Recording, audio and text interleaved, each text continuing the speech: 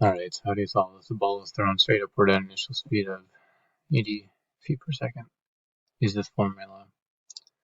If it's not possible, write impossible. When does the ball initially reach a height of 64? So what we want to first do is graph this.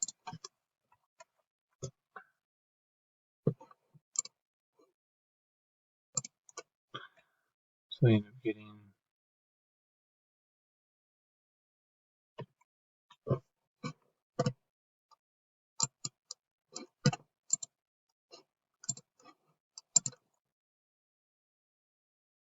y equals negative 16 x squared plus 80 x. Here's my graph. It's not very helpful. That's too high.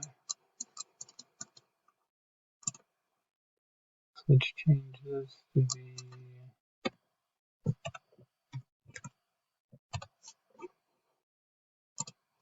there we go.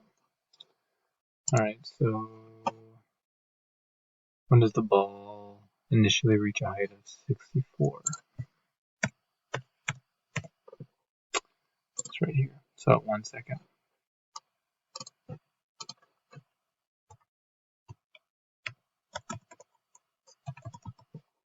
When does it reach a height of 128?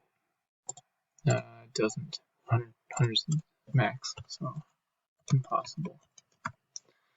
What is the greatest height reached by the ball? 100 feet or whatever.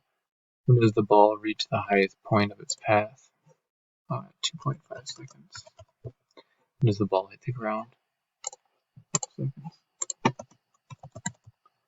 So all these are fairly easy to answer once you graph it. Hopefully that helps.